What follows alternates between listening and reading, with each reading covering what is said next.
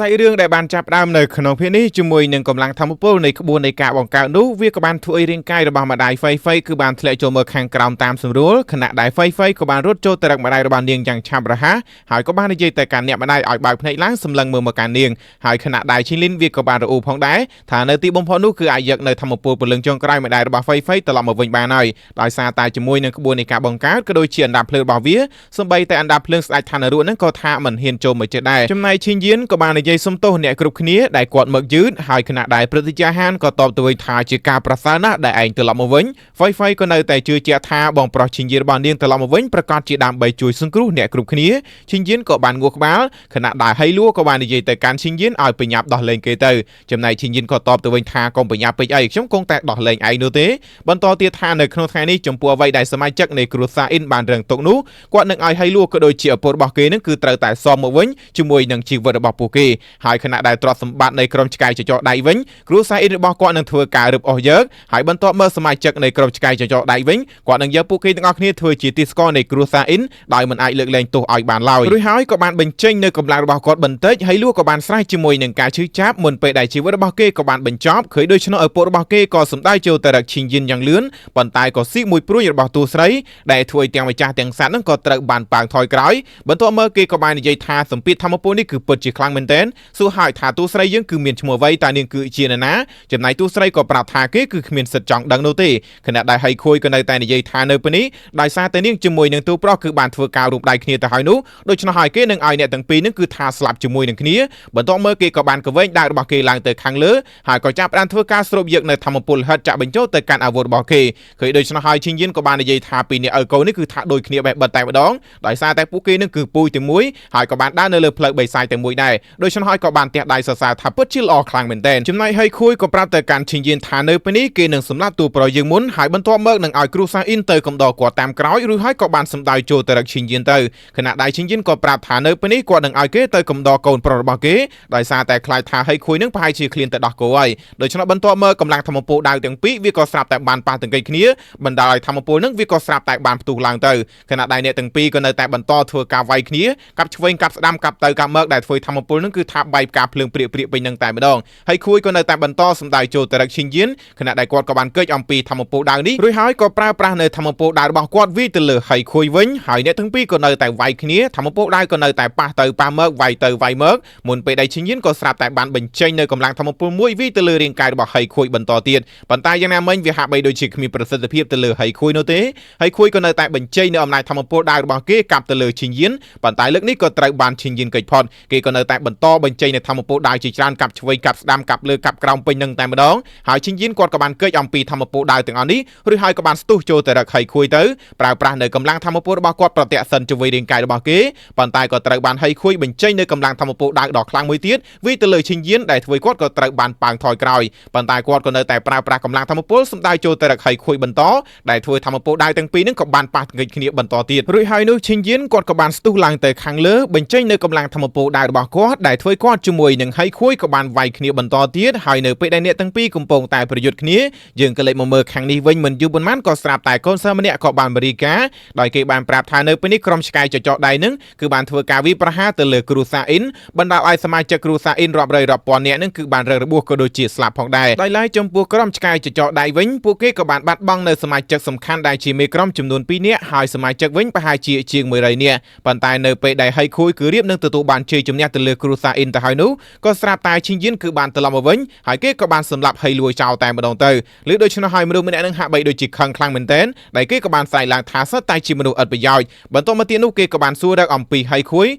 កូនចៅនឹងគឺរីកាបន្តថាចំណែកហៃខួយនឹងគឺបានប្រើប្រាស់នៅបច្ចេកទេសដាវដែលជាបច្ចេកទេសដាវបីសាច់លោហិតឈាមហើយកំពុងតែប្រយុទ្ធគ្នាជាមួយនឹងទូប្រុសយើងម្នាក់នឹងក៏បានបន្តថាការដែលអាចបង្ខំឲ្យហៃខួយគឺប្រើប្រាស់នៅបច្ចេកទេសដាវបីសាច់នេះថាតើទូប្រុសយើងគឺកំពុងតែចង់ធ្វើអ្វីកូនសិស្សក៏នៅតែរីកាបន្តថានៅពេលនេះគ្រូបង្រៀននៅក្នុងសាលាបណ្ឌិតសភាធានយានក៏ដូចជាមនុស្សនៅក្នុងគ្រួសារសាងគាត់គឺបានមកដល់ហើយពួកគេទាំងអស់គ្នាគឺចង់ជួបលោកម្ចាស់ស្របពេលដែលម្នាក់នឹងក៏តបទៅវិញថាមនុស្សទាំងអស់នោះប្រហែលជាមិនទុកចិត្តគេនោះទេដោយគិតថាតែគេគឺជាលិនបៃហួរមែនទេកូនចៅនឹងក៏នៅតែប្រាប់ថាមិនមែននោះទេប៉ុន្តែម្នាក់នឹងក៏ស្រាប់តែបានបញ្ចេញកម្លាំងចាត់ការទៅលើកូនចៅម្នាក់នឹងតែម្ដងដែលធ្វើមនុស្សខាងក្រៅនៅវិញហាក់បីដូចជាភ្ញាក់ផ្អើលខ្លាំងមែនទែនបន្ទាប់មកក៏សួរទៅកាន់មនុស្សទាំងអស់ហ្នឹងថាតើមានរឿងអ្វីកើតឡើងហើយចំណាយគ្រូម្នាក់នៅក្នុងសាលាបណ្ឌិតសភាធានយានក៏ប្រាប់ថាទាន ជានឹងគឺបានឲ្យគេរងចាំនៅទីនេះហើយក៏ជួយជាជំនួយដល់លីនវ៉ៃដើម្បីឲ្យគេនឹងគឺថាខ្ចីដៃខ្លួនដើម្បីសម្លាប់មនុស្សហើយប៉ុន្មានអ្នកទៀតក៏ប្រាប់ថាក៏មាននៅពួកគេប៉ុន្មានអ្នកទៀតផងដែរដូច្នោះហើយលីនវ៉ៃដែលជាអ្នកស្នងមរតកនៃគ្រួសារលីនក៏ប្រាប់ថាពិតជាល្អស្របពេលដែលគេក៏បានរំលឹកទៅកាន់ទូប្រុសរបស់យើង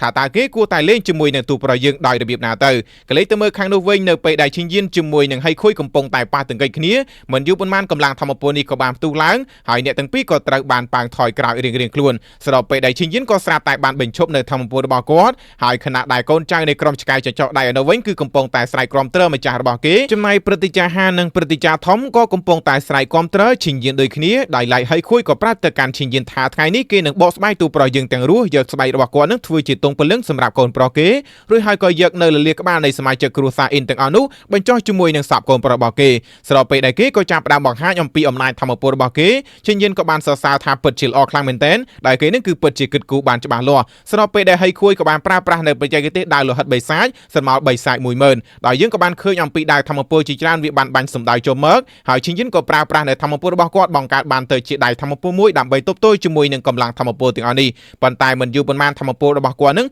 វាក៏ស្រាប់តែបានបញ្ចេញសញ្ញានៃការប្រេះស្រាំហើយនៅទីបំផុតនោះវាក៏បានផ្ទុះបាយទៅខណៈដែលធម្មពលដាវលោហិតនេះក៏បានបាញ់ទៅលើគាត់ទាំងស្រុងបណ្ដាលឲ្យធម្មពលក៏បានផ្ទុះឡើងសមាជិកនៃគ្រួសារអ៊ីនក៏សួរថាតើទូប្រុសយើងគឺពិតជាស្លាប់ហើយមែនទេដោយឡែកចំពោះហៃខួយក៏មានអារម្មណ៍ថាដូចជាខុសប្រក្រតីបន្តិចដូច្នោះហើយគេក៏បានដើរចូលទៅក្នុងផ្សែងធូលីដីនេះទៅមុនពេលដែលគេក៏បាននិយាយថាទូប្រុសយើងគឺមិនទាន់ស្លាប់នោះទេហើយខណៈដែលឈិនយៀនក៏បាននិយាយទៅកាន់ហៃខួយថាគាត់គឺពិតជាអរគុណខ្លាំងមែនទែនសម្រាប់ការទទួលបដិសណ្ឋារកិច្ចនេះប៉ុន្តែដោយសារតែវាគឺពិតជាអន់ខ្លាំងពេកគាត់គឺមិនអាចញ៉ាំវាបាននោះទេហើយខួយក៏បានគិតថាទូប្រុសយើងគឺបានលេបយកនៅដៃរបស់គាត់ដូច្នោះហើយឈិនយៀនក៏បានសម័យយើងឃើញបន្តិចដែរនៅកាលពីពេលនោះគាត់ក៏បានប្រើប្រាស់នៅស្រោមដៃរបស់គាត់ហើយក៏ប្រាប់ថាដល់ពេលដែលត្រូវតែញ៉ាំអាហារហើយដូច្នោះហើយគាត់ក៏ប្រើប្រាស់នៅស្រោមដៃរបស់គាត់ហើយស្រោមដៃនឹងវាក៏បានធ្វើការស្រូបយកនៅធម្មពលនៃបច្ចេកទេសដាវបិសាចលោហិតឈាមនេះតែម្ដងទៅដោយនៅទីបំផុតក្បួនដៃនឹងវាក៏ត្រូវបានបំផ្លាញចោលឈិនយៀនក៏ប្រាប់ថាពិតជាសុំទោសផងដោយសារតែគាត់គឺពិតជាត្រូវការវាខ្លាំងមែនទែនដោយគាត់គឺត្រូវការនៅអាវុធវេទមន្តដែលមានកម្រិតស្ដេចឬមួយក៏ខ្ពស់ជាងនេះ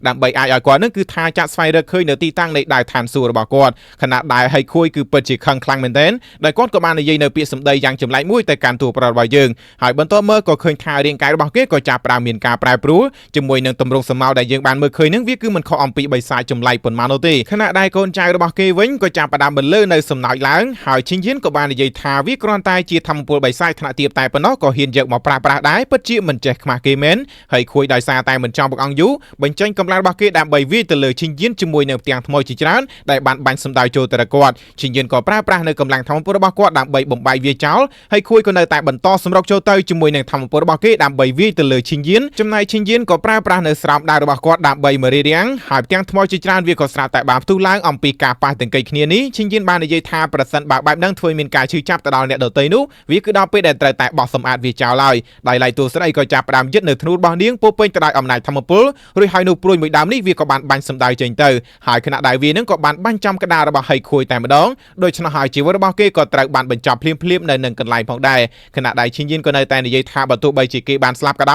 យវាក៏នៅតែធ្វើដីនៃគ្រួសារអ៊ីរបស់គាត់នឹងគឺថាកខ្វក់ដដែលដោយឡែកចំពោះសមាជិកនៃក្រុមឆ្កែចចកដៃវិញក៏ចាប់ផ្ដើមនាំគ្នាភ័យស្លន់ស្លោដោយសារតែម្ចាស់របស់ពួកគេនឹងគឺទៅបើកលុយបានទៅហើយដោយឡែកចំពោះឈិនយៀននៅពេលនេះបន្ទាប់មកគាត់ក៏ស្រាប់តែបានស្ទុះឡើងទៅកណ្ដាលអាកាសគាត់ក៏បានបន្តប្រើប្រាស់នៅអំណាចធម្មពលជាមួយនឹងក្បួននៃការបង្កើតមួយឃើញដូច្នោះហើយឈីលីនវាក៏បានស្រែកសួរទៅកាន់ឈិនយៀនថាតើគាត់គឺពិតជាចង់ប្រើប្រាស់នៅបច្ចេកទេសហាមឃាត់របស់អធិរាជអមតៈពិតមែនទេដោយសារតែការប្រើប្រាស់នៅបច្ចេកទេសហាមឃាត់នេះវាគឺត្រូវការនៅខ្លឹមសារឈាមរបស់អធិរាជអមតៈច្រើនខ្លាំងមែនទែនហើយវាក៏នឹងធ្វើឲ្យកម្រិតនៃការវឹកហាត់នឹងគឺមានការធ្លាក់ចុះផងដែរចំណែកឈិនយៀនក៏ប្រាប់ថាខ្លឹមសារឈាមរបស់អធិរាជអមតៈគឺអាចដុតបំផ្លាញនៅឋានសួគ៌និងផែនដីបានប៉ុន្តែប្រសិនបើសម្បីតែគ្រួសារខ្លួនឯងគាត់គឺមិនអាចការពារបាននោះតែគាត់គឺធ្វើការវឹកហាត់ដើម្បីអ្វីទៅហើយជាមួយនឹងអំណាចធម្មពលនៃក្បួននេះយើងក៏ឃើញថាសមាជិកនៃគ្រួសារអ៊ីនទាំងអស់ដែលបានស្លាប់នោះពួកគេក៏ស្រាប់តែបានរស់មកវិញហើយខណៈដែលឈិនលីនក៏បានសរសើរថាវាគឺពិតជាមិនបានគិតខុសនោះទេដែលយកទូប្រុសយើងធ្វើជាម្ចាស់ឈិនយៀនក៏នៅតែបន្តថាក្រុមឆ្កែចចកដៃសម្បីតែសាកសពម្ចាស់របស់ពួកគេនឹងក៏មិនហ៊ានចូលមកយកដែរហើយនៅពេលនេះម្នាក់គឺថាសក់អាណាស់ក្បាលនឹងហើយខណៈដែលឈិនយៀនគាត់ក៏បានចេញបញ្ជាប្រសិនបើសមាជិកនៃគ្រួសារអ៊ីនគឺនៅតែសល់ដង្ហើមនោះក៏ឲ្យពួកគេគឺតស៊ូរហូតដល់ទីបញ្ចប់កំចាត់នៅកាកសំណល់នៃក្រុមឆ្កែចចកដៃចោលមិនអាចឲ្យនរណាម្នាក់នឹងគឺថានៅរស់បាននោះទេព្រឹទ្ធាចារ្យហានក៏បាននិយាយដែរឈាមនៃគ្រួសារអ៊ីនគឺមិនអាចបង្ហូរចោលដោយឥតប្រយោជន៍នោះទេហើយព្រឹទ្ធាចារ្យធំក៏ប្រាប់ថាគាត់ក៏នឹងប្រយុទ្ធដូចគ្នាដូច្នោះនៅពេលនេះទាំងគាត់ទាំងកូនសិស្សនៅក្នុងគ្រួសារអ៊ីនក៏នាំគ្នាធ្វើការកាប់សម្លាប់ទៅលើសមាជិកនៃក្រុមឆ្ ឆ្កែចចកដៃទាំងព្រឹត្តិការណ៍ហានទាំងព្រឹត្តិការណ៍ធំក៏បានបញ្ចេញនៅកម្លាំងរបស់ពួកគេរៀងៗខ្លួនក៏លេចទៅមើលឈិនយិនវិញគាត់ក៏បាននិយាយសំទោសហ្វៃហ្វៃដែលធ្វើនាងរងទុករួចហើយក៏ប្រើប្រាស់នៅកម្លាំងធម្មពលជាមួយនឹងតាមក្របមួយរបស់គាត់នោះដែលយើងក៏ឃើញថារាងកាយម្ដាយរបស់ហ្វៃហ្វៃក៏ចាប់ផ្ដើមមានការប្រែប្រួលបន្តិចដោយធម្មពលពណ៌ខ្មៅដែលមាននៅលើរាងកាយរបស់គាត់នឹងក៏ស្រាប់តែបានបាត់ទៅវិញទៅហើយឈិនយិនក៏បានប្រាប់ទៅកាន់ហ្វៃហ្វៃជាតិពឹសដែលមាននៅក្នុងរាងកាយរបស់ម្ដាយនេះនឹងគឺថាមានជាច្រើនឆ្នាំមកហើយដូច្នេះហើយនៅពេលនេះគឺមានត្រឹមតែធនធាននៃជួរភ្នំសត្វវិញ្ញាណតែប៉ុណ្ណោះទើបអាចជួយបានដោយគាត់នឹងប្រើប្រាស់នៅស្នូលធម្មពលនៃសត្វវិញ្ញាណនឹងចម្រាញ់ធ្វើជាថ្នាំគ្រាប់ដើម្បីបង្ក្រាបនៅជាតិពឹសទាំងអស់នឹងឯងហើយជាមួយនឹងថ្នាំគ្រាប់របស់គាត់វាគឺអាចស្ដារបានត្រឹមតែធម្មពលវិញ្ញាណនិងរាងកាយរបស់នាងមកវិញជាបណ្ដោះអាសន្នតែប៉ុណ្ណោះប៉ុន្តែបើទោះបីជាបែបនេះក្តីហ្វៃហ្វៃក៏នៅតែអរគុណបងប្រុសឈិនយិនដែរហើយក៏ជឿជាក់ថានៅក្នុងពេលឆាប់នេះម្ដាយរបស់នាងប្រកាសជាសះស្បើយអំពីរបួសស្របពេលដែលឈិនយិនក៏បាននិយាយថាគាត់នឹងចំណាយពេល3ថ្ងៃដើម្បីចម្រាញ់ថ្នាំគ្រាប់ជាបារបួសឲ្យកូនសិស្សទាំងអស់នៅក្នុងគ្រួសារអ៊ីនហើយចាប់ពីថ្ងៃនេះតទៅនឹងមិនអនុញ្ញាតឲ្យនរណាម្នាក់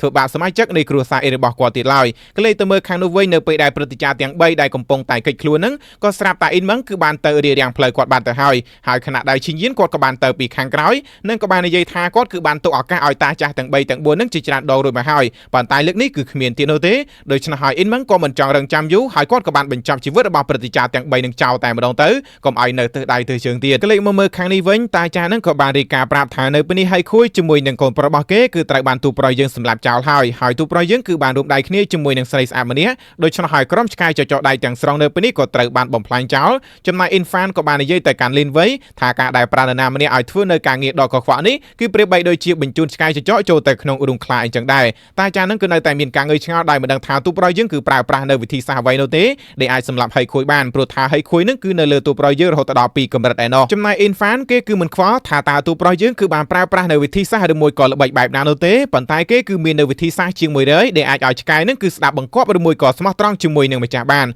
ហើយគេនឹងគឺមិនអាចរងចាំបានទៀតនោះទេដែលគេគឺពិតជាចង់ដឹងខ្លាំងមែនទែនថាតើលីនវៃគឺនឹងដោះស្រាយជាមួយនឹងទូប្រុសយើងដោយរបៀបណាទៅបន្ទាប់មកក៏បានប្រាប់តាចាស់នឹងឲ្យរៀបចំអំណោយគឺដើម្បីធ្វើការអបអរសាទរទៅកាន់ទូប្រុសយើងទៅដូច្នេះហើយតាចាស់នឹងគាត់ក៏ចាប់ផ្ដើមធ្វើការចាត់ចែងតែម្ដងសាច់រឿងបន្តរបស់យើងក្លេចទៅមើលប៉ុន្មានថ្ងៃបន្ទាប់ឯនេះវិញការប្រគួតរវាងឈិនយិនជាមួយនឹងលីនវៃក៏ស្រាប់តែបានមកដល់នៅពេលនោះក៏ស្រាប់តែលីនវៃគឺបានសួរទៅកាន់ឈិនយិនថាតើគាត់គឺពិតជាហ៊ានទទួលយកនៅការប្រកួតជាមួយនឹងគេមែនទេស្របពេលដែលឈិនយិនក៏សួរតបទៅវិញថាហេតុអ្វីបានជាគេគឺមើលយឺតម្លេះតើគេនឹងគឺរវល់ផាត់មុខលាបក្រែមថែមម្សៅមែនទេហើយក៏បាននិយាយតាក់ទងជាមួយនឹងម៉ូដសម្លៀកបំពាក់ថ្មីក៏ដូចជារៀបនៃការតបតែងមុខរបស់គេផងដែរចំណែកលីនវៃគេក៏បានឆ្លើយតបមកវិញថាខ្លាចតែទូប្រុសយើងនោះទេដែលជាអ្នកខ្លាចនោះហើយខណៈដែលឈិនយិនក៏តបទៅវិញថាដោយសារតែលីនវៃនេះគឺមើលយឺតពេកដូច្នេះហើយនៅពេលនេះគាត់នឹងពិន័យលីនវៃចំនួន3ពេងបន្ទាប់មកគាត់ក៏បានគប់នៅស្រាទាំង3ពេងនេះសម្ដៅទៅកាន់លីនវៃហើយលីនវៃក៏បានបញ្ចេញនៅកម្លាំងរបស់គេបន្តិចដើម្បីទទួលយកនៅស្រានេះដែរប៉ុន្តែគ្រាន់តែទទួលស្រាតែប៉ុណ្ណោះក៏បានធ្វើគេនឹងគឺថាប៉ាងថយក្រោយជាច្រើនជំហាន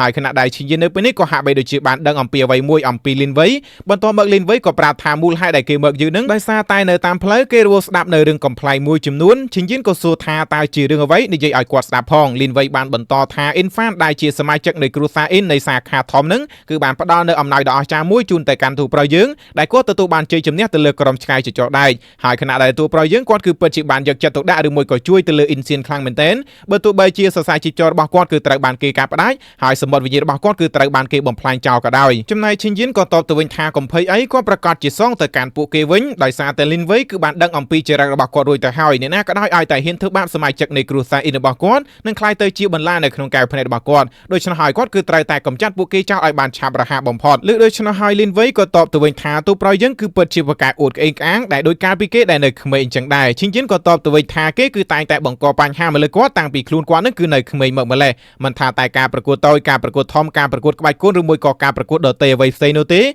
ប៉ុន្តែគេគឺតែងតែទទួលបាននៅចំណាត់ថ្នាក់លេខ2ដូច្នេះហើយមនុស្សគ្រប់គ្នាប្រកាសជាអាចវិនិច្ឆ័យបានដឹងហើយមនុស្សដែលឈរនៅចំណាត់ថ្នាក់លេខ1ឬមួយក៏ចំណាត់ថ្នាក់កម្ពុជានោះគឺជាមនុស្សដែលមាននៅឥទ្ធិពលបំផុតដែលធ្វើលីនវៃក៏បានតបទៅវិញថាឈិនយិនយើងគឺមិនគួរណាត្រឡប់មកវិញនោះទេហើយទូប្រុសក៏សួរតបទៅវិញថាយ៉ាងម៉េចតែឯងគឺកំពុងតែខ្លាចខ្ញុំមែនទេហើយនៅពេលនេះយើងក៏ឃើញថាមនុស្សម្នាជាច្រើនពួកគេគឺកំពុងតែប្រមូលផ្ដុំគ្នាដើម្បីសម្លឹងមើលទៅកាន់អ្នកទាំងពីរដែលកំពុងតែត្រៀមខ្លួនដើម្បីប្រយុទ្ធគ្នានឹងឯងឃើញដូច្នោះហើយឈិនយិនក៏បាននិយាយទៅកាន់លីនវៃម្ដងទៀតថាចរិតរបស់គេនឹងគឺមិនបានផ្លាស់ប្ដូរនោះទេគឺនៅតែថោកដដែលព្រោះថាគេគឺតែងតែស្វែងរកជំនួយក្នុងកំឡុងពេលដែលប្រយុទ្ធគ្នាហើយគេនឹងគឺមិនខ្លាចថានឹងនោមដាក់ខោម្ដងទៀតទេឬហើយក៏ត្រូវការគ្រូនៅក្នុងសាលាបណ្ឌិតសភាធានយាននឹងមកផ្លាស់ប្ដូរខោអាវឲ្យទៀតលើដូច្នោះហើយលីនវៃគឺពិតជាខឹងខ្លាំងមែនទែនដែលគេក៏បានបញ្ចេញនៅកម្លាំងធម្មពលរបស់គេនិងក៏ប្រាប់ថាទូប្រុសយើងប្រកាសជាស្ដាយក្រោយឃើញដូច្នោះហើយឈិនយិនក៏តបទៅវិញថាចាំមើល មើលថាលីនវៃនឹងគឺមានសមត្ថភាពដែរឬអត់ដែលអាចធ្វើឲ្យគាត់ស្ដាយក្រោយនោះបន្ទាប់ពីបានបញ្ចេញកម្លាំងរួចហើយអ្នកទាំងពីរក៏បានសម្ដៅចូលទៅរកគ្នាប៉ុន្តែសាច់រឿងរបស់យើងមួយភាគនេះគឺបានឈានដល់ទីបញ្ចប់បាត់ទៅហើយ